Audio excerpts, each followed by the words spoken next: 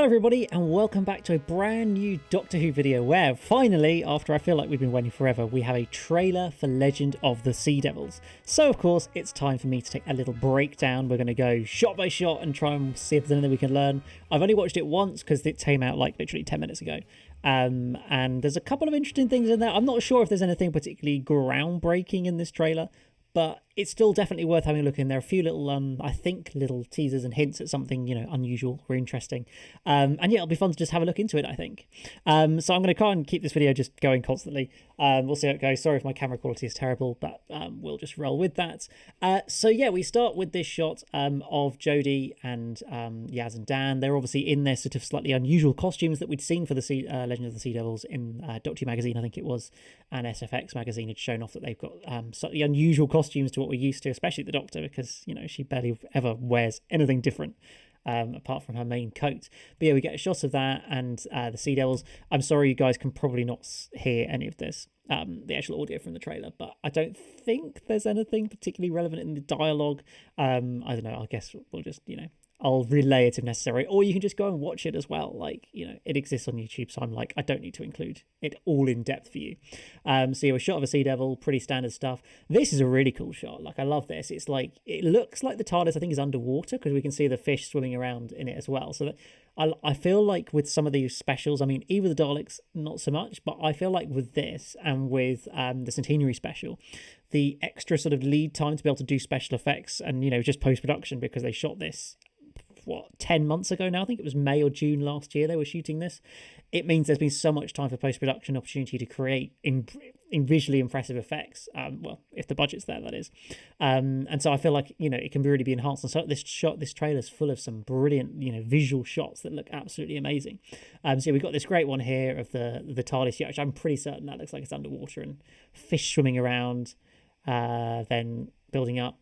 Okay, so we've got, you know, what looks like, you know, it's a pirate ship there. Oh, you can't see my cursor. That's a bit sad. Oh well, we've got the sort of ship on the left hand side, which I guess is like the Chinese pirates ship, sort of the base of the story. And then is that like a sea monster? We're going to come on to something else that might be, you know, related to the past of the Sea Devils in a minute. But that sort of looks like, you know, some sort of sea monster or creature of some sorts. There's Dan in his Swish, you know, period costume. This looks great. You know, something is coming for them, whatever that thing in the sea is. Then there's this like floating pirate ship, which I guess is the Sea Devil ship, I assume, because it seems like the Sea Devils are kind of pirates. They're kind of Sea Devil pirates in this, whereas, you know, in the Sea Devils from many years ago, the Sea Devils were just, you know, hibernating underneath the ground, and wanting to, you know, come back and take over the Earth. And whereas in this, it looks like a very different sort of role where they're acting as pirates for some reason in China in the 1800s. So it's a very cool shot there of that, and the Doctor saying it's impossible.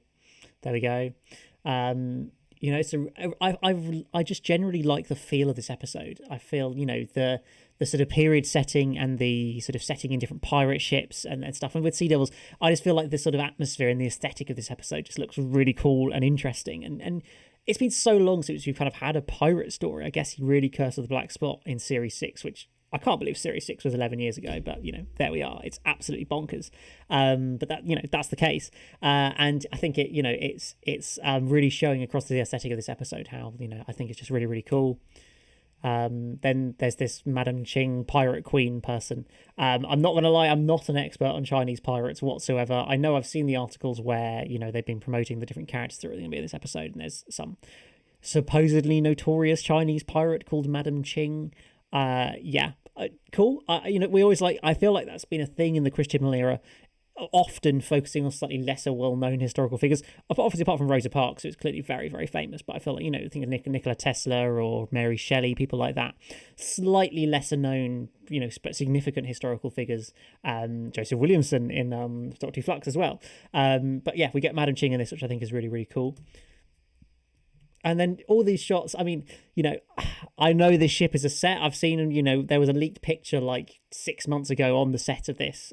So you can see it's a set, but it still is a really well-realised pirate ship, I think. It still looks really, really cool. It kind of reminds me a bit of Enlightenment as well from a classic Who, that sort of, you know, the pirate ships we see, or the you know, the various ships we see in Enlightenment. It sort of has slightly that feel, which is always really cool as well.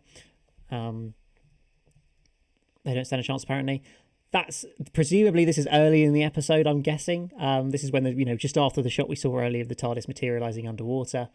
Just visually, that looks so great. I feel like we've come on so far with shots showing the interior of this TARDIS and the exterior world around it at the same time. From back in the day where you wouldn't show it at all to when it basically just looked like a piece of card or something, or an image put into it. Now that genuinely looks like a sellable interior TARDIS and exterior underwater scene as well.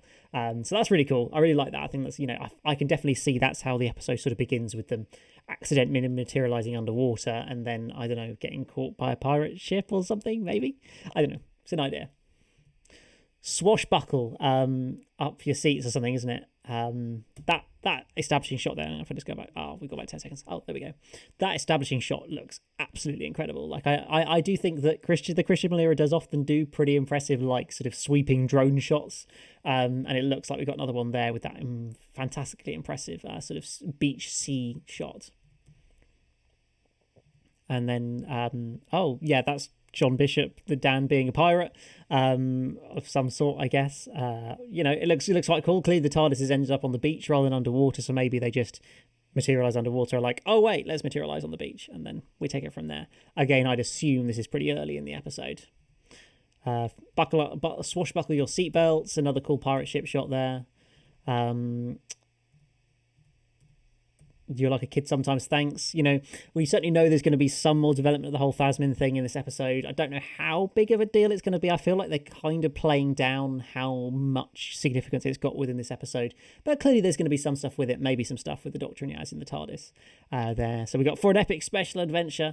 I know this was originally just going to be a Series 13 episode, but they've tried to, big it up a little bit to make it more of a worthy Easter special, I guess. So we got that. It just looks really cool. The ship's like, going over the waves. It looks really impressive. And then again, what I assume is the Sea Devil pirate ship. I think it's got to be. Say hello to my crew, the Doctor and Yaz, Dan and Yaz even, and the various Chinese pirates. Oh, is that the Doctor? And is that the Doctor? I think it was. Swinging, hang on, let's go back. That looks like it looks like a stunt double of the Doctor is what that looks like in the blonde person there. And that's maybe Yaz, I don't know, swinging into the ship for some reason.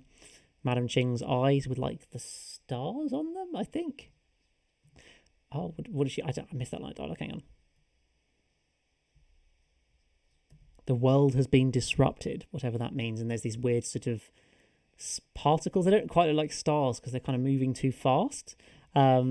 Yeah, I don't know what that is. Oh, and he says, but because of what Madam Ching unleashed, which presumably is the Sea Devils. That Sea Devil guy on the right-hand side there, he looks like he's having a vibey time with his mouth open and leant back. That's an interesting shot there. But the main Sea Devil looks so cool. I mean, it's the Sea Devils. It's great. I love it. Seeing them all in action. I think Ray Holman, who was the costume designer, said there was about 7 or 8 different, I think, Sea Devil costumes. So at least, can give that real feel of, scale there, because you actually got enough, costumes to be able to sell it rather than having to duplicate it up or clever editing or whatever. So I think that's going to work really, really well.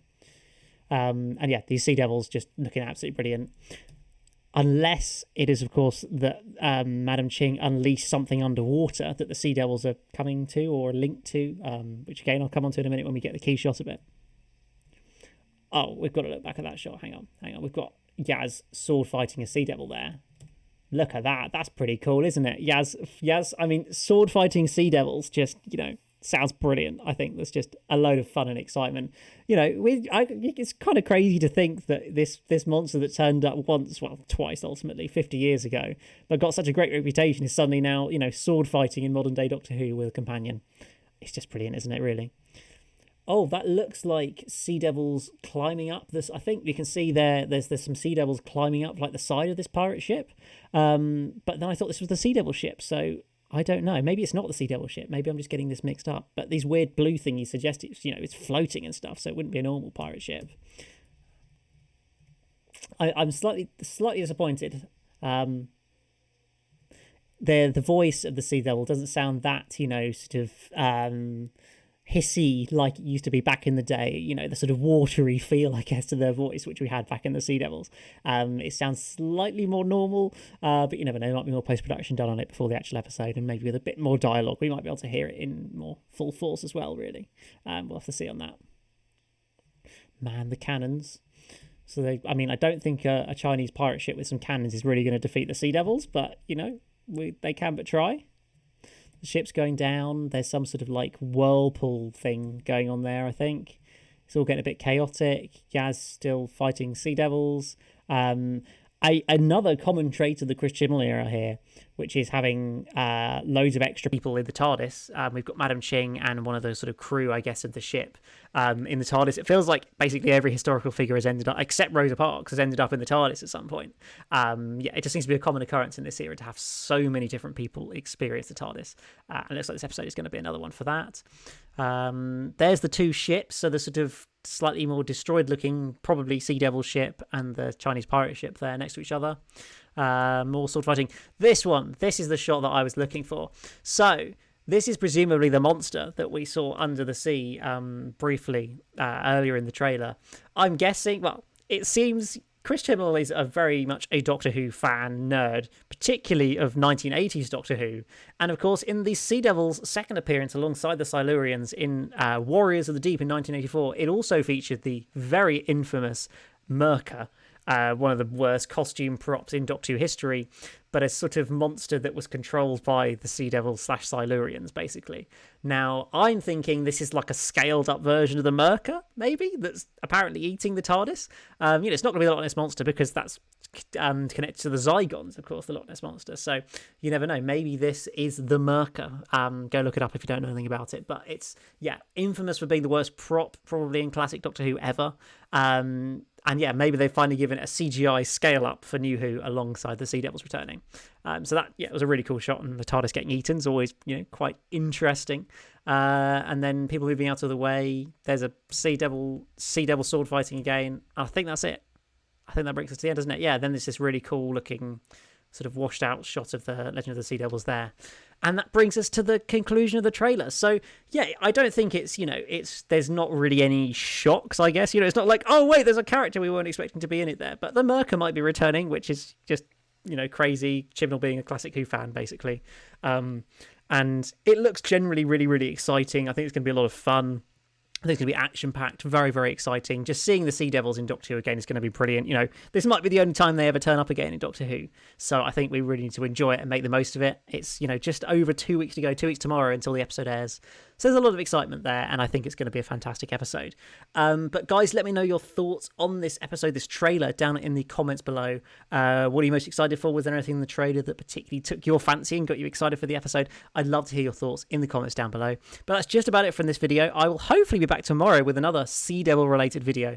But until then, hit that like button, that subscribe button, and I will see you again very, very soon for a brand new video. But until then, it's goodbye.